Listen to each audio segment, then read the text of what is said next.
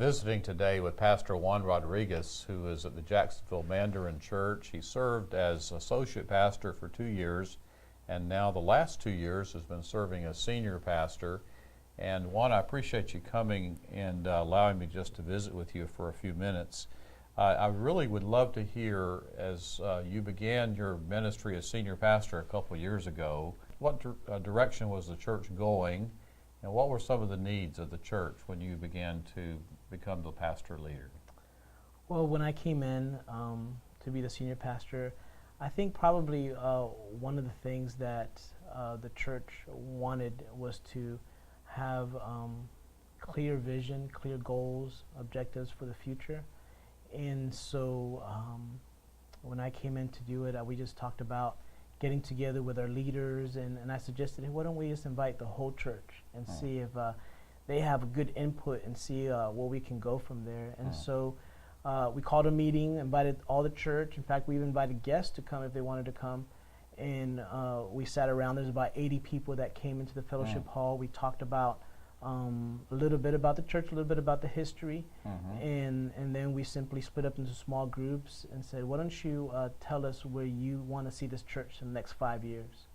And so we got all the ideas that came from that 3-hour time together, got together some leaders, some core leadership teams, about 12, 13 people, and then we hammered out some clear goals and objectives for the next 5 years. Wow, that's great. And one of the things that it adopted the conference vision of creating a 21st century missionary where you work, live, and play. And so we talked about that. We saw that as something that's important. And so we just stated to remind people of the Great Commission and to be that 21st century missionary. Wow. And then under that, there would be like, sub-goals of how are we going to do this type deal. Tell me about some of those sub-goals that your church began to adopt. Well, one of the things it's had is called a Family Promise, and that's an interdenominational group of churches that take care of homeless families for a week.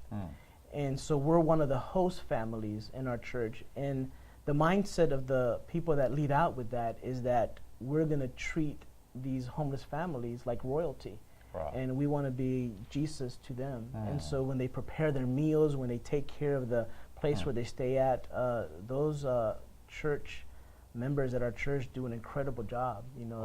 Those people are blessed, and we see that sort of later on when the individuals that have gone through the program call us back and say, hey, we want to join your church, we want to be a part of your church. So tell me a little bit about some of the other strategies that God gave to your church. Well, we continued a program called Stand Up for Kids. It's not necessarily our church program, but our church is highly involved with Stand Up for Kids. And what that is just simply going out to the streets of Jacksonville, downtown Jacksonville, and searching for young people that are homeless. Several of our church members are involved in that. And many times Stand Up for Kids cannot afford or do things to take care of them, and so our church steps in and raises money or does things to be able to minister to them, and show them Jesus. And so with Stand Up for Kids, it's really trying to rescue homeless young people that are on the streets. Right. And so, we do things like providing some meals, and we provide ways of them getting back home if they run away. And so those are things that we try to do, simply reach out to the young people that might be on the street. Wow. And another thing that the church has had for several years now, it's an annual Christmas program. The last couple of years, it's become very intentional to try to reach the mindset of the person that is not Christian-minded, is not born or raised in a church type environment. The people that put the program together this year did an incredible job with the presentations that were done in such a way that if you were not a Christian, you would be touched by the message. Wow. And so in this year, it was really incredible. After the program, this one girl that doesn't go anywhere, is not a Christian at all, she came up to me and she said, I need to know more about this church. I'd like to get baptized and be a part of this church. What can I do to be a part of this church? Just from attending the Christmas program? Just program. from attending that one night at the Christmas program. So it was very powerful. I assume that being involved in ministry and mission as a 21st century missionary has blessed them spiritually as well as blessed the church in terms of its ability to make more of an impact. What has it done for your members? Well, I have several stories, but I think the one that comes to my mind is the story of David Fisher, who came up to me one day, and I've known him for many years, and said, God is doing something different in my heart. I feel called to really surrender more and do more for Him, and be connected to Him in a special way. And so, and I saw that spiritual growth in him, and it's beautiful to see where when we sort of got together to talk about who can be elders, his name came up, and he's probably one of the most spiritual men we have in our church, and he's a wonderful elder. Holly is our church clerk, an amazing lady. She has been continuously growing in Christ. Every Sabbath, there's this joy about her that's very special. She came up to me the other Sabbath and said, "Pray for me, Pastor. I'm going to go to a a whole bunch of young ladies, a prison with a whole bunch of young ladies, and I'm going to talk to them about being better and living better lives." And so that's very powerful to see. Wonderful. Yeah. Now, your church has, in the last 2 years even, has increased attendance, you were telling me? Yeah, the average attendance was probably about 270 a couple of years ago. Right. And right now it's about 350.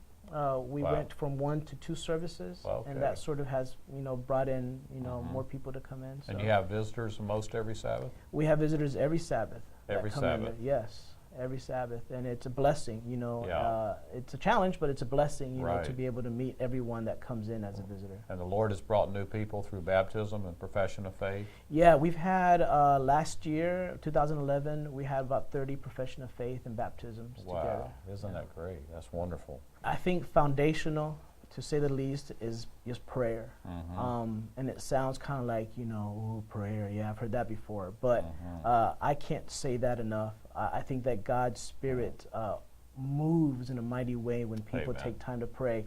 And so one of the first things that I wanted to do was sort of something that's been done for many years, but it's just to create a core of pastor prayer partners. And so I invited the whole church to be a part of it. We had about 75 to 80 people sign up. And so for the last 2 years, we've had a core of people that are praying daily, not just for me, but for the church, and also for a daily request that I send them. And so you send daily requests by email? By email and by mail, sort of give them a bookmarker that they can look at, and it has daily requests. For about 3 or 4 weeks, and then I mail out a new one and email other ones. And so those requests are geared to be praying constantly for things that are happening in our church, whatever that might be. Wow, that's wonderful. Well, I want to thank you for your leadership. You're giving outstanding pastoral leadership. You were an outstanding youth pastor at one time, and now you're an outstanding senior pastor. Thank you. So thank you for being God's man. Thank you. And allowing Him to work through you. Thank you very much. You're welcome. God bless you.